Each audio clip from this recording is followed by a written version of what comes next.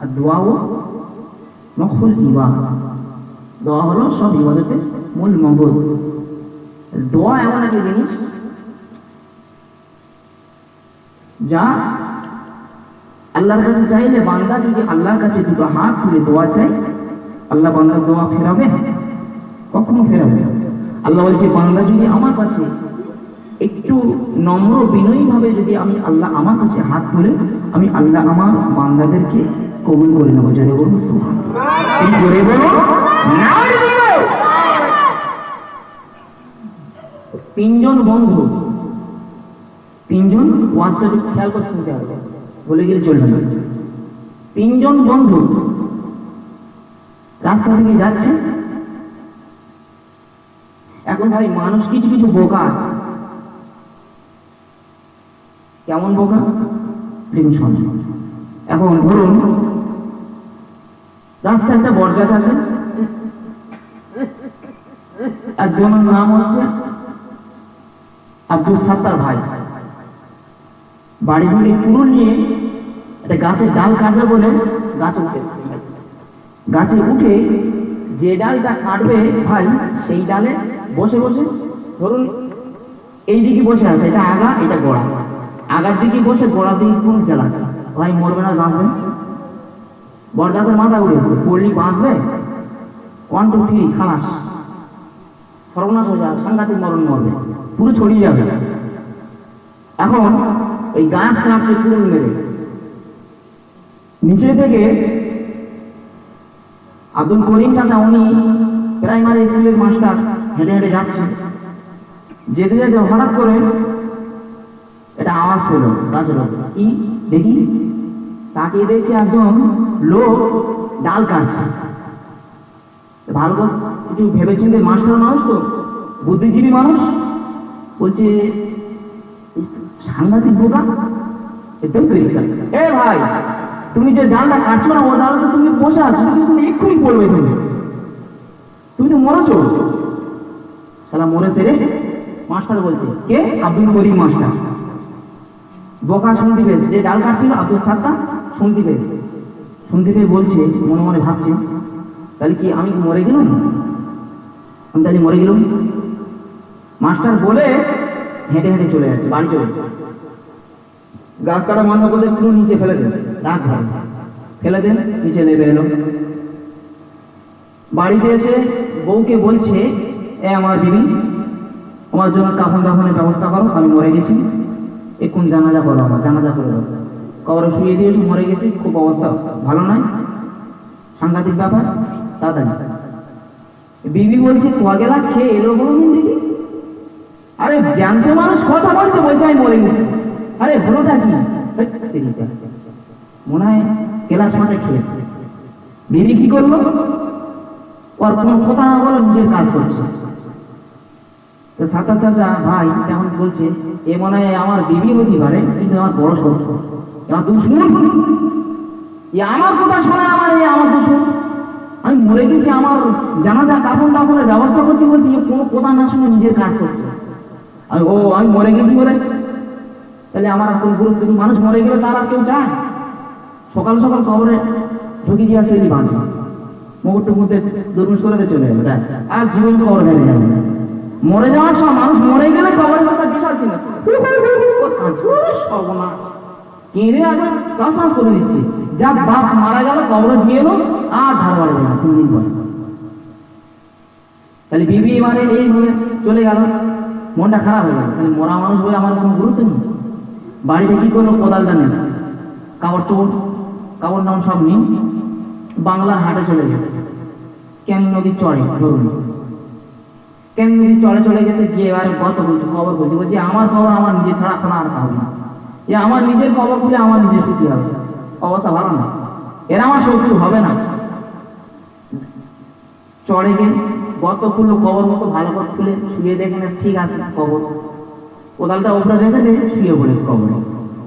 ও কাপড় চাপড় জড়িয়ে এরা মুড়ে টুড়ে দিয়ে কবরে শুয়ে আছে, পিট করে দেখছেন। ধরুন ভাড়া পড়ে গেছে, লঞ্চে করে একজন অফিসার আসছে, যাবে আপনার সোনাখালি, ভাটায় বেঁধে গেছে, মাল আছে অনেক, নেবে কি করে মুটে নি, দুপুরবেলা 2টো বাজে, একটাও লোক নেই, কি করে হবে? টোটো গাড়িও সেও নেই। তা দেখছে একটা অনেক দূরে চড়ের গায়ে একটা কোদাল রয়েছে, কাঁচা মাটি ভরা, মনে হচ্ছে ওখানে একটা লোক আছে, দেখিতে যাই। পয়সা দিলে কত মানুষ কাজ করবে, কি ভাই কি করবে না? পয়সা দিলে কাজ হয়ে যায়, কোনো কোথা হবে না। এসে দেখছে এখানে কোনো মানুষ হয়নি, গর্ত মতো খোলা আছে, দেখি তো কি গর্ত, গর্তের মধ্যে দেখা যাচ্ছে একটা মানুষ শুয়ে আছে, পিট করে চাইছে। ব্যাপারটা কি ভাই? ওখানে করে যাচ্ছে, ও ভাই ওটো কি খবর? শুয়ে আছে গর্ত, আরে গর্তের মধ্যে শুয়ে আছে, গায়ে কাদা, ও পিট করে দেখছে, কিছু বলে না। অফিসের মানুষ তো একটা, আপনার অফিসের মানুষ, দেরিও হয়ে যাচ্ছে, 2টো বেজে গেছে, মালপত্র মিষ্টি আছে এক ভাঁড়, রসগোল্লা আর কাগজপত্র সামালপত্র বেটিং পত্র আছে, মাথা করে নিয়ে যেতে হবে। বলছি তো বেশ তো ওটা না, বুট করেছিল তো, কবরের ভেতরে লেবে কান করে একটা কোমরে মেরেছে ঝাড়া লাঠি, একটা বুড়ি বুটের যেমন একটা ধাক্কা মেরেছে না লাঠি, ঠিকরি ওদের উঠেছে। এই বলো কি ব্যাপারটা কি বলো? আরে মারছো কেন? শালা উঠবি না রে, আমার 2টো বেজে গেছে, ওদিকে ওর অফিসের টাইম পেরিয়ে গেল, তোর উঠতি বললি, তুই উঠবি না মানে? আর কি হয়েছে বলো, কি লাঠি বাঠি মেরোবি? আমি এখন কবর শুয়েছি, তোমার ভালো না? বলছি কোনো কথা হবে না, এই মিষ্টির ভাড়া মাথায় করে নাও আর গাঁটলি হাতে করে নিয়ে চলো, আমারও জায়গা পৌঁছে দিয়ে আসবে, 5 টাকা দেবো, 2টো রসগোল্লা দেবো। সোনাখালীর বাজারে পৌঁছে দিল, কথার কথাই বলছি, সোনাখালীর বাজারে পৌঁছে দিল, লেবে দেওয়ার পরে 5 টাকা দিল, বোকা 5টা পাওয়ার ঢুকে নিল, এই 2টো রসগোল্লা দেবো, খেয়ে নিবে। খেয়ে নে ভঙ্গালী জঙ্গলের ওই কোল ধরে হেঁটে হেঁটে আসে, ভঙ্গালী জঙ্গলের কোল ধরে হেঁটে হেঁটে আসে, ব্যাংকের পাশে ওখানে মিলাদ হচ্ছে, এরা একটা মিলাদ, ছোট মিলাদ হচ্ছে। ধরুন মিলাদে আমি ওয়াজ করছি, কি ওয়াজ করছি? আমার ভাইয়েরা আমার জিনা শুনে দেবেন, মানুষ যখন মরে কবরে চলে যাবে, মানুষের আমলের রাস্তা সব বন্ধ হয়ে যাবে। মানুষ মরে যাওয়ার আগে যদি কোনো আমলের কাজ করে যায়, ওই আমলের কাজটা তার মরে যাওয়ার পরে তার কাজে লেগে যাবে। ভাইয়েরা বাবা জিনা শুনে রেখে যান, জেনে রেখে যান, মানুষ যখন মরে যাবে, মানুষ মরে গেলে কবরে শুনিয়ে দেওয়া হবে, আর কবরে শুনিয়ে দেওয়ার পরে যখন 40 কদম যখন পা আগিয়ে চলে আসা হবে, আল্লাহ পাকের মালাইকা ফেরেশতা এসে বলবে, কবরবাসী রে, এমন করে ফেরেশতা যে প্রশ্ন করতে থাকবে, বললাম কামান দিন কামান নবী, এমন করে কবরে সওয়াল জবাব করতে রইল, বলতে থাকবে, এমন করে সওয়াল জবাব করতে থাকবে। আর যদি বান্দা যদি দুনিয়ার জমিনে যদি ভালো কাজ করে যায়, ভালো কাজের বিনিময়ে যদি সে যদি ভালো কাজ করে যদি করতে পারে, তাহলে এমন করে সওয়ালের জবাব দিতে কোনো অসুবিধা হবে না, অসুবিধা হবে না। এমন করে আমি নদীর ধারে ধরুন ভ্রমণ খালি হাত কোনার করে ওয়াজ করতে শুরু করে দিলাম, আর এমন করে বোকা হয়ে নদীর গালা ধরে হেঁটে হেঁটে আস্তে আস্তে শুনতে পেল মাইকের আওয়াজ, শুনতে পেল যে হুজুর ওয়াজ করছে, মানুষ মরে গেলে কবরে শুনিয়ে দেওয়ার পরে আল্লাহ পাকের মালাইকা ফেরেশতা আসে, আল্লাহ পাকের ফেরেশতা সওয়াল জবাব করবে, মান রব্বুকা, তোমার রবকে, মান দীনুকা, তোমার দিন কি, মান নবীকা, তোমার নবীকে, তোমার ইসলাম কি, প্রশ্ন করতে রইবে। এমন করে এসে ওয়াজ করতে শুরু করে দিলাম, আমি আমার কানে হাত দিয়ে টান দিয়ে ওয়াজ করতে রইলাম এমন করে। আর বোকা পাশে শুনে শুনে শুনে শুনে বাবা চিন্তা করছে, বলছে এমন করে বোকা বলতে রে মনে মনে চিন্তা করছে, এ মাওলানা সব ফালতু কথা বলছে, বেকার কথা বলছে, আমি এই মাত্র কিছুক্ষণ আগে কবর থেকে উঠে আসছি। এই মাওলানা কি পাগলা হয়ে গেল? বলতো একজন শরীফ আল্লাহুম্মা সাল্লি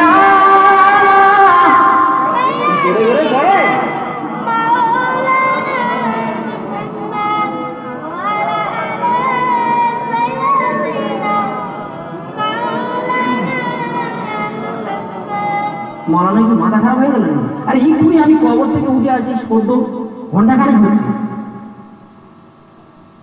আমি এমন করে মাওলানা ওয়াজ করতে রইল, আর ওই বোকা এমন করে স্টেজের কাছাকাছি এসে লম্বের স্টেজে উঠবে বলে ছাটাছাটি করছে, স্টেজে লম্বের উঠে যাবে, এমন করে ওয়াজ চলছে দেখি। আর বোকা পাশ থেকে এমন করে কোমরে গামছা বেঁধে মাথায় পাগড়ি বেঁধে ত্রাস করে লম্বের স্টেজের উপরে উঠে বলছে, এ ভাই সকলে শুনে রেখে দাও, জেনে রেখে দাও, এ মাওলানা যা ওয়াজ করছে সব মিথ্যা কথা বলছে, টাকা লাগবে না, টাকা দিবি না ভাই, এ মাওলানা সব ফালতু ওয়াজ করছে, আমি এক্ষুনি কবর থেকে উঠে আসি। মাওলানা সাহেবের ওয়াজ বন্ধ হয়ে গেল, চমকে উঠেছে, ওর সর্বনাশ কে রে? আর বলুন এই মসজিদ চলছে, কোনো মানুষের লম্বের স্টেজ, আমার স্টেজ মাইক ছেড়ে পালাতে মনে হবে না? ভয় লেগে যাবে? হঠাৎ যদি এসে লম্বের এসে যদি মাইক ধরে বলে এই মাওলানা সব বেকার বলছে ফালতু বলছে, তা ভয়ের ব্যাপার তো নাকি? মাওলানা মাইক চলে কি হলোটা কি? আরে বলছে ভাইরা শুনে রেখে দাও, তুমি এমন করে কিছুক্ষণ আগে খবর থেকে উঠে আসছি। বলছে ভাই খবর থেকে কি হয়েছে? মানুষ তো জীবনে শুনিনি এরকম কথা, এরকম জীবনে শুনিনি মানুষ মরে গিয়ে আমার খবর থেকে উঠে আসে। বলছে ভাই শুনে এবার শুনে নাও, মানুষ এমন করে মরে গিয়েছিল, আমি কিছুদিন আগে ঘন্টা খানেক আগে মরে গিয়েছিলাম, আমার নাম আব্দুল সাত্তার। আমি এমন করে মরে যাওয়ার পরে কবরে শুয়ে পড়েছিলাম, আর একজন ফেরেশতা এসে আমার কোমরে ঝাড়া লাঠি মেরেছে বুট করে, আর ওই বুটের লাঠিটা আমার ঠিকই উপরে উঠতে হলো। উপরে যখন উঠে পড়লাম আমার বললো এই বুড়ো মানুষ শুনে কে দাও, তুমি আমার এই মিষ্টির ভাতটা মাথায় করে নাও, আর এই এমন করে গাঁটুটা মাথায় করে নে, এমন করে আমার জায়গা মধ্যে পৌঁছে দাও, দিলে তোমাকে এমন করে তোমাকে কিছু বকশিশ দেবো। বলছে তোমাকে কি বকশিশ দিয়েছে বলো বলো। এমন করে ওই বোকা বলতে রইল। আমি এখন ওই মিষ্টির ভাতটা করে পৌঁছে দেওয়ার পরে আমাকে 5টা টাকা আমাকে দিয়ে বলেছে, বোকা 5 টাকা তুমি নিয়ে নাও, আর বলেছে দুটো মিষ্টি তোমাকে দিচ্ছি, বড় বড় রসগোল্লা, এই রসগোল্লা খেতে খেতে আমি চলে আসি। অতএব এমন করে কবরের ভিতরে এমন সওয়াল তোমার হবে না, হবে না। একটা বুটের লাঠি ঝাড়া লাঠি মারবে, আর 5টা টাকা দেবে, আর দুটো রসগোল্লা দিয়ে ছেড়ে দেবে, তোমার কবরে আর কোনো সমস্যা হবে না।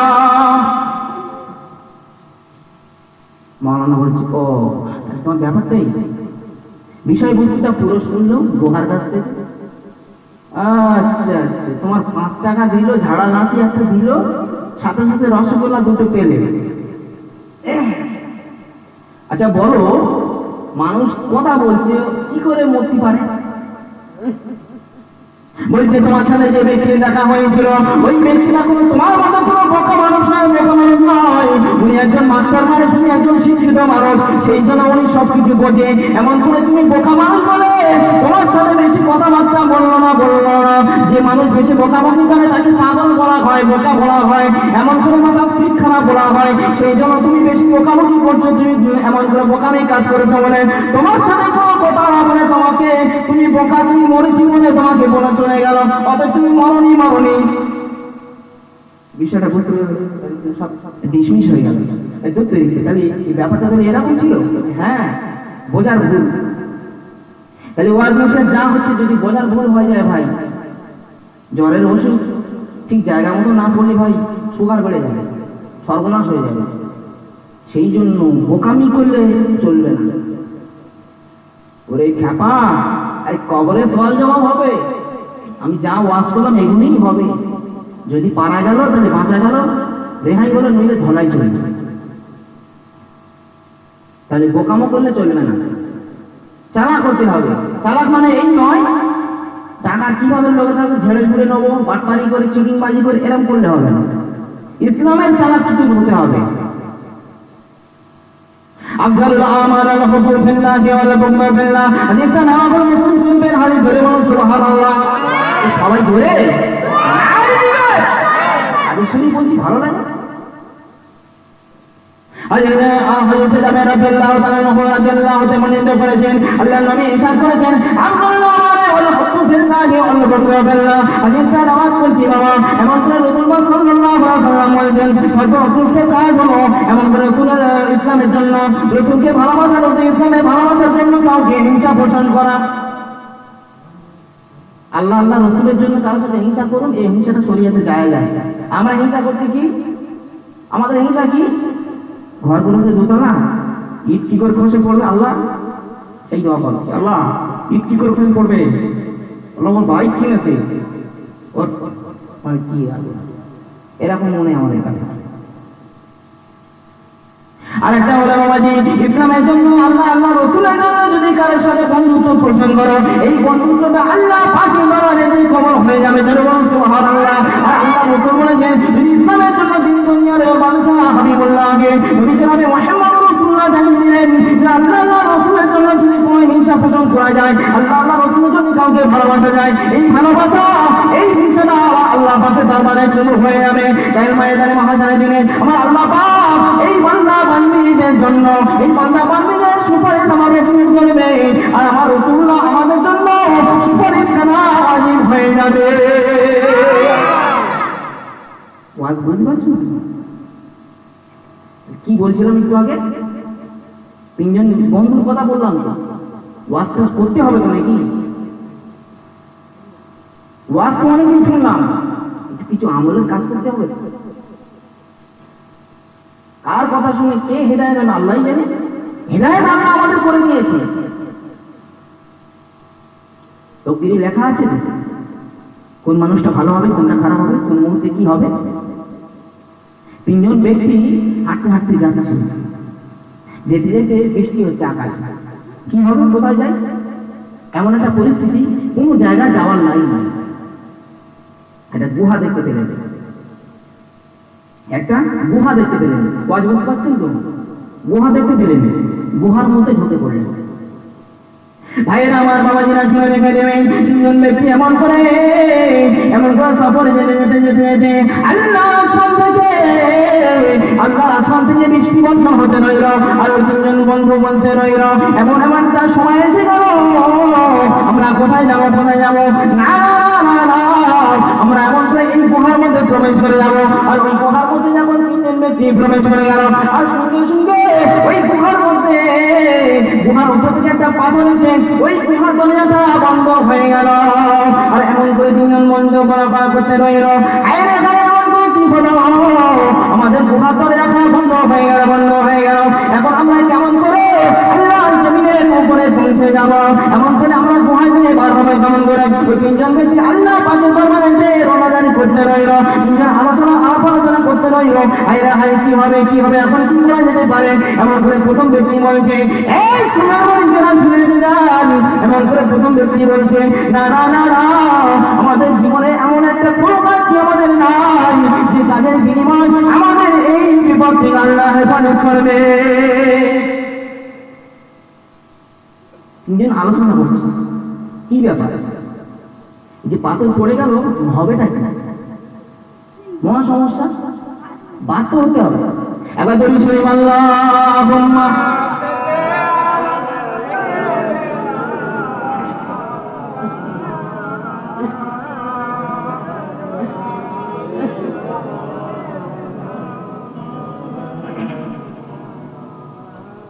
প্রথম ব্যক্তি যিনি বলছেন, দেখি আমার জীবনে আমি একটা কাজ করেছিলাম, যদি আল্লাহ পাক ওই কাজের বিনিময় একটু পাথরের টুকরা যদি সরিয়ে দেয়, দুনিয়ার আলোটা আমরা দেখতে পাই। জোরে বলুন সুবহানাল্লাহ, জোরে বলুন সবাই মিলে নারায়ে। চাঙ্গা থাকতে নইলে ওয়াজ আমার ভালো লাগে না। আপনারা যদি ঘুমিয়ে পড়েন, আমিও ঘুমিয়ে যাবো, যাই হোক। তাহলে কথা হলো, জীবনে কি কাজ করেছি মনে করছি। আমার ভাইয়েরা, বাবাজিরা শুনে রেখে দেবেন, প্রথম ব্যক্তি এমন করে মনে মনে আল্লাহ পাকের দরবারে দোয়া করতে আর বলতে রইল, আমি এমন করে, আমি আমার আব্বা জান আম্মা জান যখন এমন করে বেঁচে ছিল, আমি আমার আম্মা জান আব্বা জানের খেদমত করতাম। আমি আমার আব্বা জান আম্মা জানের জন্য আমার কিছু এমন করে গাভী ছিল, কিছু গাই ছিল, মোষ ছিল, আমি তাদেরকে এমন করে দুধ দহন করে করে আমি আমার আব্বা জান আম্মা জানের জন্য দুধ পান করবার জন্য তাদেরকে খেদমত করতাম। হায় হায় আল্লাহ পাক, আল্লাহ তাআলা, আমি এমন করে এই বিপদে পড়ে গিয়েছি, কিন্তু আমি একদিন আমার আব্বা জান আম্মা জানের জন্য দুধ দহন করে খাবার জন্য তৈরি করলাম, আর একদিন আমার ওই গাড়িগুলো নিয়ে ফিরতে দেরি হয়ে গেল। এখন একদিন দেরি হয়ে গেল, সেদিন এসে দেখি আমার আম্মা জান এমন করে ঘুমিয়ে গেল বিছানায়। আমি এমন করে আসতে দেরি হয়ে যাওয়ার কারণে আমার আম্মা জান ঘুমিয়ে গেল। আমি আমার আব্বা জান আম্মা জানের কাছে এসে গেছি, আমার আব্বা জান আম্মা জান ঘুমিয়ে গেল। আমার মনটা এমন করে চাইল যে আমার আব্বা জানের ঘুমটা যদি ভাঙিয়ে দিয়ে আমার আব্বা জানের বড্ড কষ্ট হয়ে যাবে। আমার আম্মা জান যদি জেগে যায়, ঘুমটা হবে না। আমাদের মনে বড় কষ্ট হয়ে যাবে, পারবো না। আমি আমার আব্বা জানকে ঘুম ভাঙাতে পারবো না, আমি আমার আম্মা জানকে ঘুম ভাঙাতে পারবো না। না, আমাদের থেকে চলবে না। এমন করে বলতে রইল, আর এমন করে সেই দিনকে এসে দাঁড়িয়ে রইল, দুধের পেয়ালা খানা নিয়ে দাঁড়িয়ে রইল আব্বা মায়ের মাথা ধরে।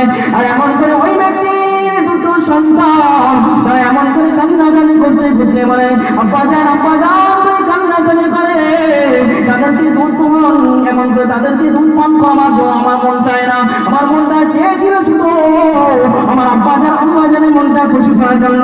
ভাইরা আমার জলে চমুখে আসলে নেমে নেবেন। ওই সময় চমুকটা মনে ছিল আমি অনেক করে ভোর হয়ে গেল, ভোর হয়ে গেল। আমি আমার আব্বা জানের জন্য, আমার আব্বা জানের জন্য ওই দুদিন পেয়ারা খানে দাঁড়িয়ে রইলাম। আমার আব্বা জানের জন্য আমি যে কাজটা করেছিলাম, আমি আমার সন্তান সন্ততির জন্য কিন্তু মনে করে না। আমার যদি বললাম চার কথা আমি মনে না করে আমার জন্ম দুদিন আব্বা জান আম্মা জানের কথা মনে করে আমি দুধের পেয়ারা দাঁড়িয়ে সারা রাত দাঁড়িয়েছিলাম। আল্লাহ পাক যদি আমার এই কাজটা যদি সৎকর্ম হয়ে থাকে, আমার এই কাজটা যদি আল্লাহ পাকের খুশি করার জন্য হয়ে থাকে, এই কাজের বিনিময়তে আমাদের এই গুহার মধ্যে থেকে এই যে বিপদে পড়ে গিয়েছি, এই বিপদে থেকে আমাদের একটা পাথরের কিছু টুকরো সরিয়ে দিলে আমরা জমিনের আলো দেখতে পাই। আল্লাহ পাক যদি আমাদের কাছে সৎকর্ম হয়ে থাকে, তাহলে আমাদের এই বিপদ থেকে কিছুটা রেহাই করে দে। আল্লাহ পাকের হুকুম হয়ে গেল, হুকুম হয়ে গেল। ওই সময় পাথরের টুকরা কিছু সরে গেল। আল্লাহ জমিনের আলো, আল্লাহ আসমানের আলো কিছুটা ওই গুহার মধ্যে পৌঁছে গেল।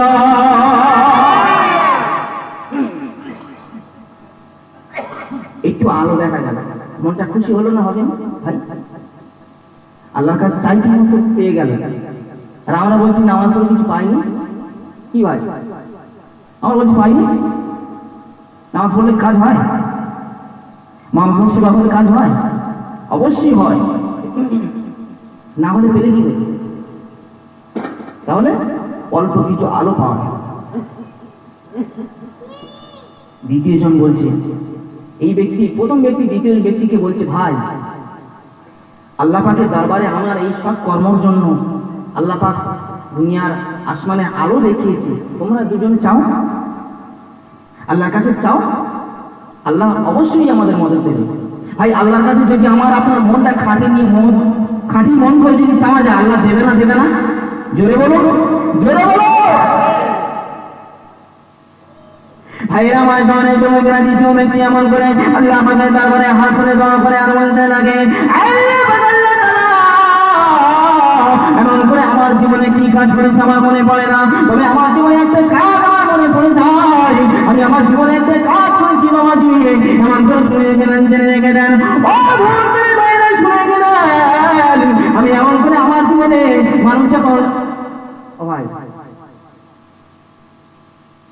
প্রেম বোঝেন, প্রেম ভালোবাসা বোঝেন? এখন আমাদের মতো ছেলেটা, আমাদের মেয়ে ভালোবাসার পিড়িত চলছে, পিড়িত, প্রেম, ভালোবাসা কি হয় না? কত দেখবে না আমি কত আমার হাতে আমি কত দিয়ে পড়ালাম। আমি আমার জীবনে এই ওয়াজ নসিহতের লাইন 6 থেকে 7 বছর আছে। আমি খুব ছোটবেলাতে ওয়াজ নসিহত করি। আমি বহুত বিয়ে পড়েছি। এই তো আমার গ্রামের ভাই বসে আছে, ঠিক আছে বলুন, আমাদের মসজিদ ইমামতি করেছি। এখন প্রেম প্রীতি চলছে রাস্তাঘাটে যেখানে সেখানে ভাই। তবে আল্লাহর প্রেম আলাদা জিনিস। প্রেম আমরা প্রত্যেক মানুষ করি, প্রত্যেক মানুষ আমরা প্রেম করি। আল্লাহর প্রেম করি না? রাসূলের প্রেম করি না? ভাইরা জনে জমে নাচ রেখে নেবেন। ওই সময় দ্বিতীয় ব্যক্তি বলেছিলেন, আল্লাহ তাআলা, আমি আমার জীবনে এমন কোনো কাজ করেছি যে কাজটা আমার মনে পড়ে না। আমি আমার জীবনে কি কাজ করেছি আমার মনে পড়ে না, তবে আমার জীবনে একটা কাজ আমি করেছিলাম। আমার একটা চাচাতো বোন ছিল, তার সাথে আমি প্রেম প্রীতি ভালোবাসা করেছিলাম। এমন করে তার বলেছিলাম, ও আমার চাচাতো বোন শুনে দেবো, আমি তোমার চাচাতো ভাই তোমাকে বলেছিলাম, শোনো আমি তোমার সাথে নোংরা অপ্রিয় কাজ করতে চাই, তুমি কি বলছো বলো বাবা। এমন করে আমার চাচাতো বোন বলেছিলাম, ও তোমার শুনে দেবো, আমি এমন করে আল্লাহ পাকে ভয় করি না, আমি তোমার সঙ্গে এমন করে অপ্রিয় কাজ করতে পারবো না। এমন করে চাচাতো ভাই, আমি তার চাচাতো ভাই ছিলাম, তাকে আমি এমন করে টাকার লোক সোনার লোক নিয়ে তাকে বলেছিলাম, ও আমি তোমার সাথে অপ্রিয় কাজ করবো। এমন করে সময় এডেট দিয়ে দিল, এমন অমুক দিনে এমন করে তোমার সাথে আমি প্রেম প্রীতি করে ভালোবাসা করবো। এমন করে তারা ওই দিনে ডেটের দিন এসে গেল। এসে চাচাতো ভাই এসে বললেন, ও চাচাতো বোন শুনে রেখে দাও, জেনে রেখে দাও, তোমাকে এমন করে মন্ত্রে এলো, এমন করে পায়ের উপর বসে উঠে বললো, এ চাচাতো বোন শুনেছে দাও জেনেছে দাও, তোমার সাথে আমি যে কথা বলেছি, যে টাকা রাখা হয়েছে সেই রাখা হয়েছে, তোমার সঙ্গে আমি কাজ করতে চাই, এমন করে সেই মহিলাটি বলেছিল। এমন করে আমি যে বিপদে পড়েছি, আল্লাহ আল্লাহ আমার বিপদ থেকে বাঁচিয়ে দেন, বাঁচিয়ে দেন। আল্লাহ পাকের দরবারে হাত তুলে এই মহিলাটি দোয়া চায়, আল্লাহ পাক আল্লাহ তাআলা আমার এমন করে এই বিপদ মুসিবত থেকে আমায় হেফাজত করো। তার চাচাতো ভাইকে বলেছিল, ও আমার চাচাতো ভাই, তুমি শুনে কে দাও জেনে রেখে দাও, তোমাকে এমন করে আমি বলতে চাই, তুমি আমার সঙ্গে এমন অপ্রিয় নোংরা কাজ করো না, করো না। তুমি আল্লাহকে ভয় করো, আল্লাহকে ভয় করো। এমন করে আমি আমার চাচাতো বোনের কথা শুনে আমি আল্লাহ পাকের ভয়ে তার সঙ্গে খারাপ কাজ আর করলাম না, তার সঙ্গে আর খারাপ কাজ করলাম না। এমন করে আমি আল্লাহ পাকের ভয়ে ওই খারাপ থেকে আমি সরে এলাম। জোরে বলুন সুবহানাল্লাহ। দুটো হলো। আল্লাহ পাক আল্লাহ তাআলা এমন করে, এটা যদি আল্লাহ আপনার খুশি করার জন্য হয়, দিন থেকে পাওয়ার জন্য হয়, আপনার ভয়ের কারণ যদি হয়ে থাকে, এই কারণে এমন করে এই পাথরের টুকরা টুকে আর দুই টুকরা দুটি ভাগ রয়ে গেল। এই দুটি ভাগের মধ্যে এক ভাগ পাথর আপনি সরিয়ে দেন, সরিয়ে দেন। এই সব কারণ কর্মের বিনিময় আল্লাহ পাক রব্বুল আলামিন ওই পাথরটা সরিয়ে দিল। জোরে হবে না? বাকি রইল এক ভাগ। বড় গুহা, বড় পাথর, দু ভাগ সরেছে, এক ভাগ বাকি আছে। দেখবো মাথা না গলবে, কিন্তু বডি বেঁধে যাবে। কি হবে এখন? তৃতীয় জনকে বলা হচ্ছে, ভাই আপনি কি কাজ করেছেন যা আপনার কাজের বিনিময়, আপনার সৎ কর্মের বিনিময় এই পাথরটা সরে যায়? আপনার কি কোনো কাজ নেই? বলছে আমার জীবনে এরকম কোনো কাজ করেছি বলে আমার তো মনে হয়। তোমাদের দুজনের ভালো সৎ কর্ম ছিল, সেই জন্য তোমাদের আল্লাহ পাক তোমাদের এই কর্মের বিনিময়ে এই পাথর সরিয়ে দিয়েছে। আমার যে বিনিময়, আমার যে ওইগুলা তোমরা বলছো, আমার তো কোনো কাজই মনে করছে না। মানে জীবনে ভালো কাজ করেছি, শুধু মেরেছি আর ধরেছি, না হবেটা কি? আমি একটা চেষ্টা করে দেখি। ভাইরা জোয়ানি তোমাকে না, দ্বিতীয় ব্যক্তি এমন করে আল্লাহ পাকের দরবারে হাত তুলে আল্লাহ পাকের দরবারে বলতে রইল, আল্লাহ পাক আল্লাহ ভালো এমন করে আমি আমার জীবনে কি কাজ করেছি, আমার জীবনে কোনো ভালো কাজের কথা আমার মনে পড়ে না, মনে পড়ে না। এমন করে আল্লাহ পাকের দরবারে হাত তুলে দেওয়া যায় আর উন্নতি করতে থাকে। আর এমন করে করতে করতে একটা ভালো সৎ কর্মের কথা মনে পড়ে যায়। ওই ব্যক্তিটা একদিন এমন একটা কর্ম করেছিল, যে কর্মটা একজন কর্মী, একজন মজুরি লোককে বলেছিল। এমন করে তারা এমন করে কিছু কাজ করার জন্য, তাকে কিছু দেওয়ার জন্য বলেছিল। ওই একজন ব্যক্তিকে তিনি কাজ করিয়েছিল, কাজ করিয়ে দেওয়ার পরে তার বিনিময় কি চাল দেওয়ার কথা হয়েছিল, কি চাউল দেওয়ার কথা বলেছিল। কাজ করে দেওয়ার পরে ওই ব্যক্তিটা চাল দিতে রইল, বলছে ভাই তুমি আমার 3.5 আমার বাড়িতে খেটেছো, আমার বাড়িতে কাজ করেছো, তোমার বিনিময় কিছু চাল দেওয়ার কথা বলেছি, এই চালটা আপনি নিয়ে ঘরে চলে যান। এমন করে যে মজুরি খেটেছে ওই ব্যক্তিটা বলেছিল, না না না না, আমি আপনার কাছে চাল নেবো না, নেবো না, নেবো না, আমি আপনার কাছে চাল নেবো না, আমি ফিরে চলে যাবো, ফিরে চলে যাবো। এমন করে লোকটা ফিরে চলে গেল। ওই সময় এমন করে ওই লোকটা বলছে, কিছুদিন পরে আমি যে ওই চালটা নিয়ে, ওই ব্যক্তিটা আমার কাছে যে চালটা নেয়নি, ওই চালটা বিক্রি করে ওই চালের কিছু পয়সা অর্থ নিয়ে আমি আমার সংসারকে আমি খেতে বানিয়েছি। ওই চালটা বিক্রি করে আমার ব্যবসা বাণিজ্য করেছি। কি ব্যবসা করেছে? গরুর ব্যবসা করেছে। অনেক আল্লাহ দিয়েছে ওই টাকার বিনিময়ে। ওই চালটা বিক্রি করে ওই টাকাটা নিয়ে আমি আমার ব্যবসা লাগিয়েছি। লোকটাকে খাটিয়েছিলাম, লোকটা টাকা চাল দিচ্ছিলাম, লোকটা নিল না, চলে গেল। তা আমি ওই টাকা নিয়ে আমার ব্যবসা লাগিয়ে দিলাম। লাগিয়ে দেওয়ার পরে কিছুদিন পরে যে মজুরি খেটেছিল এসে হাজির হয়ে গেল।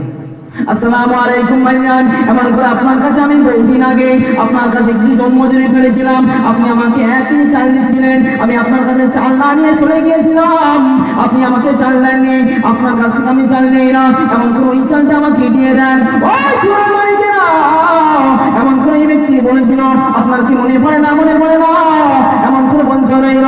ওই সময় বলছে, হ্যাঁ আমাকে মনে পড়ে গেল, আপনি আমার বাড়িতে একদিন কাজ করেছিলেন, আজ সেই কাজের বিনিময় আমি আপনাকে কি চাল দেওয়া বলেছিলাম, আপনি আমার কাছ থেকে চাল দেয়নি, চলে গিয়েছিলেন। ওই সময় ব্যক্তিটা বলেছিল, ও আমার ওই চালটা আমাকে ফিরিয়ে দেন। ওই সময় ব্যক্তিরা বলেছিল, না না না, আমি আপনাকে চাল দেবো না, আমার এই গরু এমন করে আমার গোয়াল থেকে যত গরু আছে সব আপনি নিয়ে চলে যান।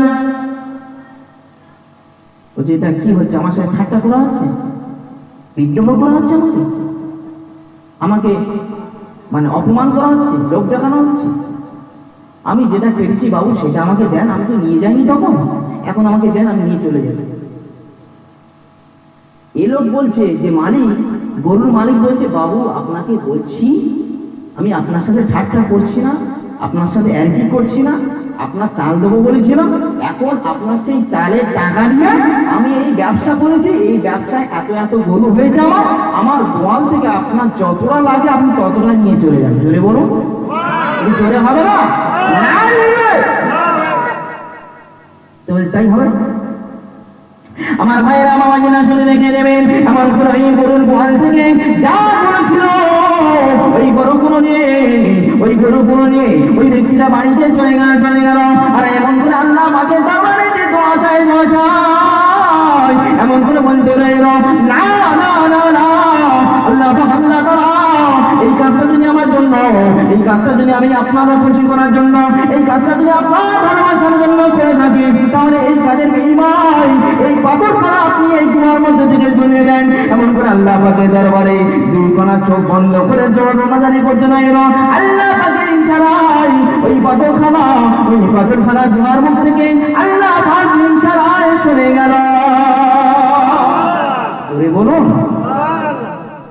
পুরো সরে গেল পাথর, তিনজন ব্যক্তি বেরিয়ে গেল। বলুন, আল্লাহ পাক বান্দার জন্য কিছু করতে পারে কি পারে না? বান্দা সেই রকম হতে হবে, আল্লাহ পাকের মাহবুব বান্দা হতে হবে। সেই রকম কিছু কর্ম যদি আপনি করে যাই, তাহলে কিন্তু পাওয়া যাবে। নইলে একবার গুহার মধ্যে আপনি পড়েন না, ঢোকেন, ব্যাস বন্ধ হয়ে গেল, ওই গেল, সারা জীবনটাই গেল গুহার মধ্যে, যান ওখানেই শেষ। আমাদের যা জীবন, এই যে আমরা যা কাজ করছি, এই কাজে যদি গুহার মধ্যে ঢোকা যায়, ভাই একদম বাড়ি ওই গুহার মধ্যেই পড়ে যেতে আর বাড়ি। সেই জন্য বলছি ভাই, খুব সাবধান, একটু আল্লাহ আল্লাহ রসুলের কথা ভাবুন।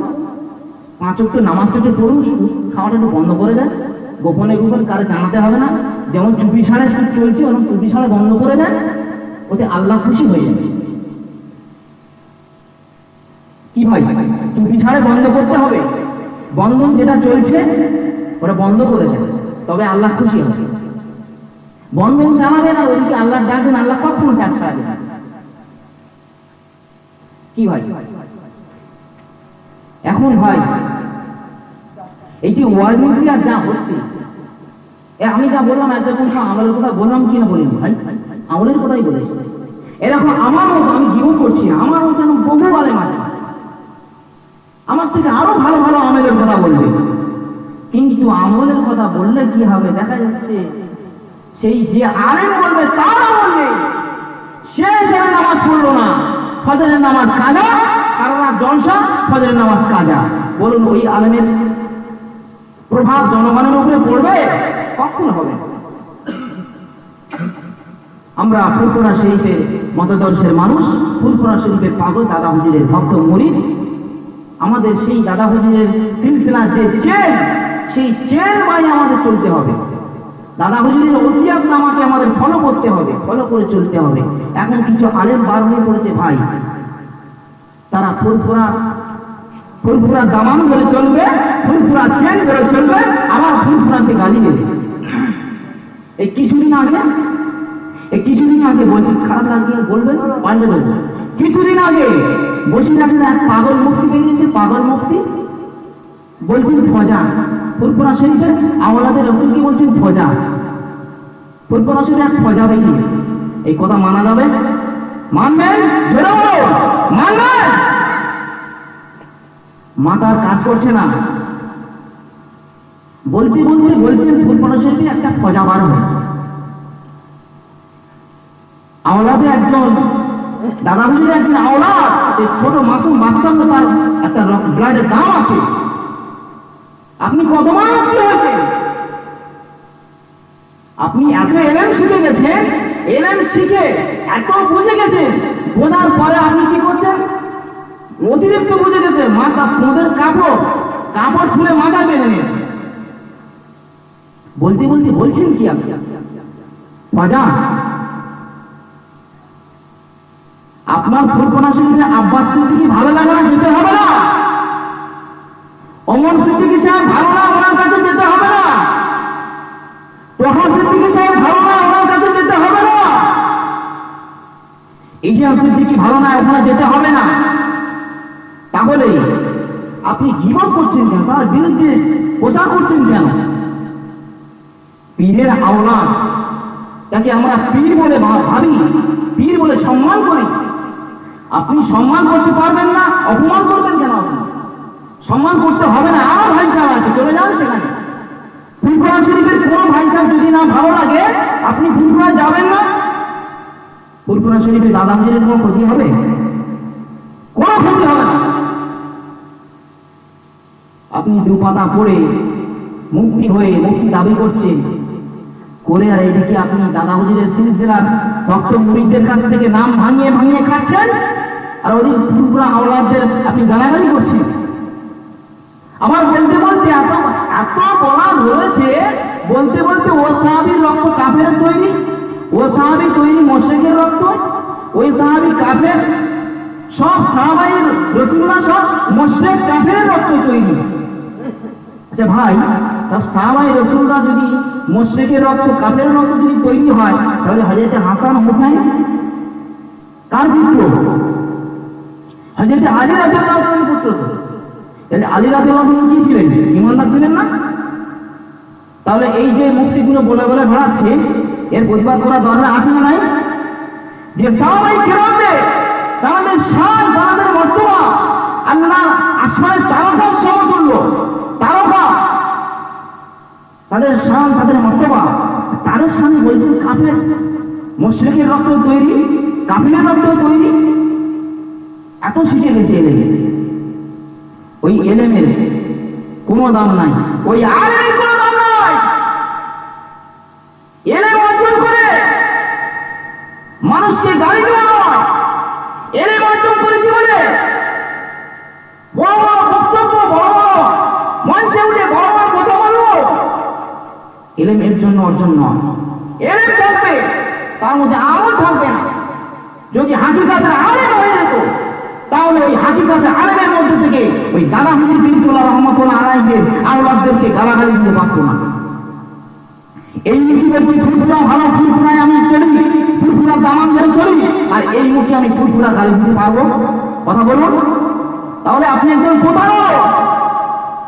আপনার মুখে ফুলফুলা ভালো বলছে, আবার আপনার মুখে বলছেন ফুলফুলা খারাপ। 5 হুজুরকে মারি, 5 হুজুর আওলাদদেরকে মারি না। আরে মানতে হবে না, যান চলে যান বাড়ি হয়ে। কে মানতে বলছে আপনার? আপনি মানবেন না তো কি হলো? দাদা হুজুর পীর কেবলা রহমাতুল্লাহ আলাইহি এই যে ফুল গাছ, এই ফুল গাছে কিয়ামত পর্যন্ত ফুল থাকবে।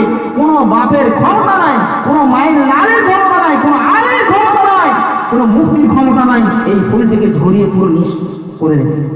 পারবে? কথা বলুন, পারবে?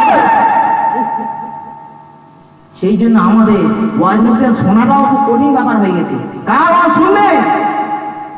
ইবলিস কি কম বড় আলেম ছিল নাকি? পৃথিবীর 1 নম্বর আলেম ছিল, ওর মতো জ্ঞান আর কারো ছিল না। তাহলে জ্ঞান থাকবে আলেমে, ডিগ্রি থাকবে, কিন্তু ওয়াজ মাহফিল শুনতে গেলে একটু ভেবে চিন্তে শুনতে হবে, কোন দিকে টান মারছে দেখতে হবে। আমার দাদা হুজুরকে ভালোবাসি, 5 হুজুরকে ভালোবাসি, আওলাদদেরকে কোন ঠাসা করি? এই মুখে ভালোবাসা, এটা দাওয়াত দেওয়ার জন্য ভালোবাসা, না দেওয়ার জন্য ভালোবাসা হচ্ছে। আসলে ভালোবাসাটা নয়। ভালোবাসতে গেলে মন থেকে বাসতে হয়, মন থেকে ভালোবাসা হয়, প্রেম হয়, মুখে থেকে নয়, অর্থ থেকে নয়, টাকা থেকে নয়। ভাইয়েরা আমার দিনা শুনে রেখে নেবেন, তাহলে আমাদের মন থেকে ভালোবাসা যদি না থাকে, আমাদের এমন করে দুনিয়ার জমিনে এই নাম দেখানি ভালোবাসা, এই নাম দেখানি ভালোবাসা কিন্তু আল্লাহ পাকের দরবারে যাবে না, যাবে না। ওই সুরের মালিকেরা, আল্লাহ বাদশাহ হাবিবুল্লাহকে নবী জনাবে মুহাম্মদ রাসূলুল্লাহ সাল্লাল্লাহু আলাইহি ওয়াসাল্লাম হাদিসের মধ্যে জানিয়ে বলেছেন, আল্লাহর নবী বলেন বিদায় ভাষণ তিনি কি বলেছেন, তারা তুফিকুম আমরাইনে লান তাদুল্লু মা তামাসসাকুম বিহি মা কিতাবাল্লাহি ওয়া সুন্নাতি রাসূলিহি সুবহানাল্লাহ। আল্লাহ নবী দিন দুনিয়ার বাদশাহ হাবিবুল্লাহকে নবী জনাবে মুহাম্মদ রাসূলুল্লাহ সাল্লাল্লাহু আলাইহি ওয়াসাল্লাম বলেন বিদায় ভাষণের সঙ্গে যখন আল্লাহ রাসূল ভাষণ দিচ্ছেন, সাহাবায়ে কেরামরা বলতে লাগল, ইয়া রাসূলুল্লাহ ইয়া হাবিবাল্লাহ, আপনার ভাষণটা শুনে মনে হলো আপনি বিদায় ভাষণ দিচ্ছেন। ইয়া রাসূলুল্লাহ ইয়া হাবিবাল্লাহ, আপনার বিদায় নেওয়ার পরে আপনার বিদায়ের পরে আমরা সাহাবায়ে কেরামরা কোন দামানটাকে ধরে চলবো, কোন দামানটাকে আমরা ধরে চলবো, কোন নীতিটা আমরা মেনে চলবো? আল্লাহ রাসূল বলেন তারা তুফিকুম আমরাইনে লান তাদুল্লু মা তামাসসাকুম বিহিমা কিতাবাল্লাহি ওয়া সুন্নাতি রাসূলিহি। আমি রাসূলুল্লাহ ওয়া সুন্নাতকে আঁকড়ে ধরবে আর আল্লাহ পাকের কোরআন শরীফকে আঁকড়ে ধরবে, এই দুটো দামানের উপরে তোমার মেনে চলবে। দুনিয়াতে যেমন বেঁচে যাবে আল্লাহ পাক রব্বুল আলামিন এই আখিরাতে যেমন আমাদেরকে বাঁচিয়ে নেবে। জোরে বলুন সুবহানাল্লাহ,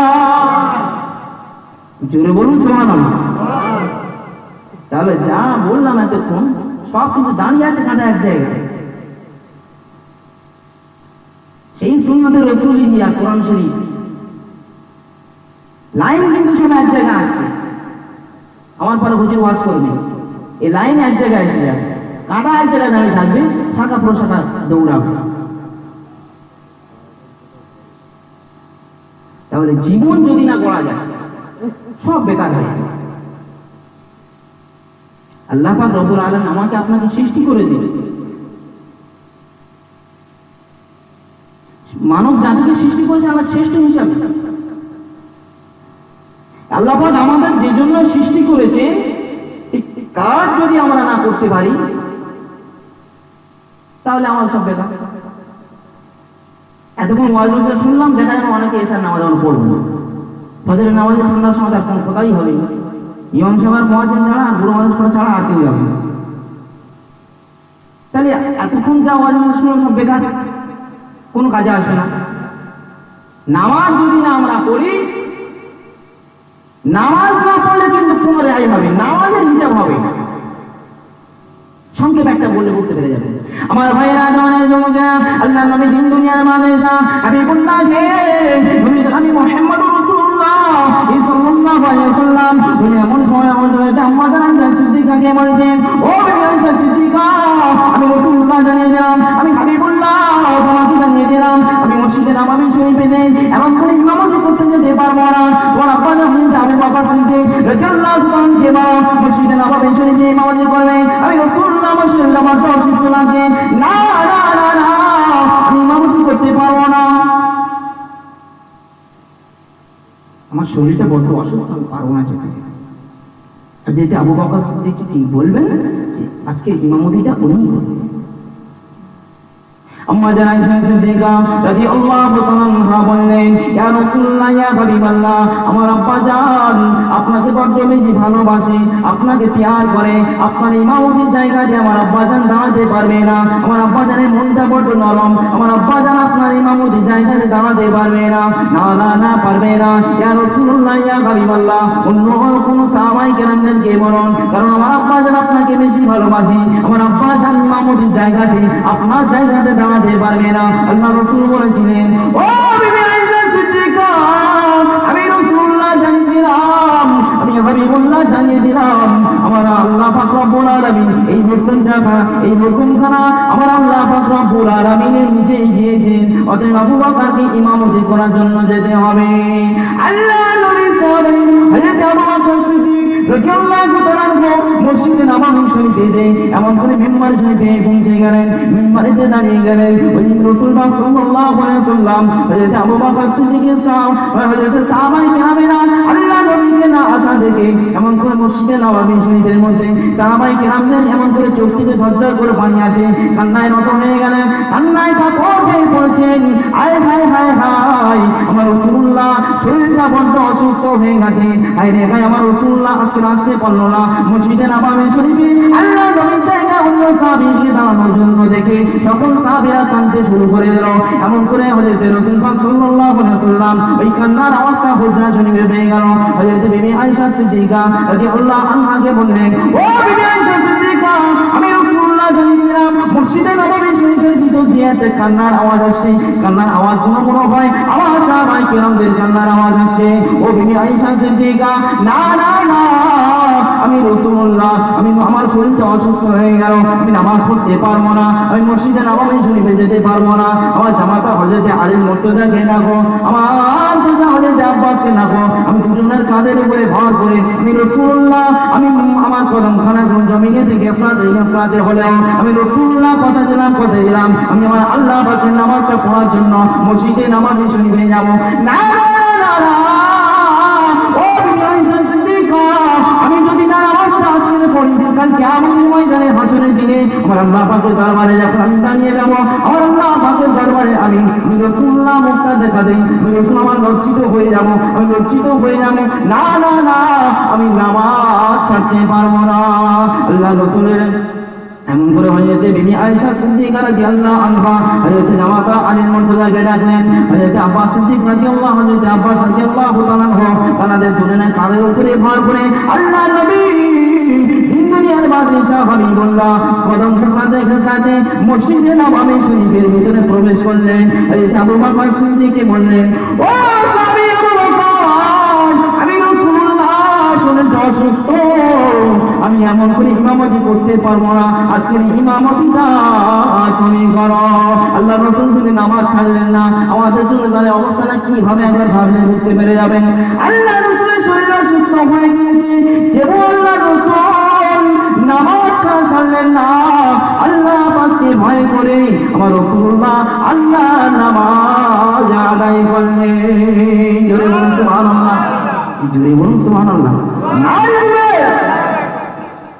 নামাজ আমাদের পড়তে হবে। আমার দয়ার রাসূল যখন শরীর অসুস্থ হয়ে যাওয়ার কারণে তবুও তিনি শুনলেন না নামাজ পড়তে হবে,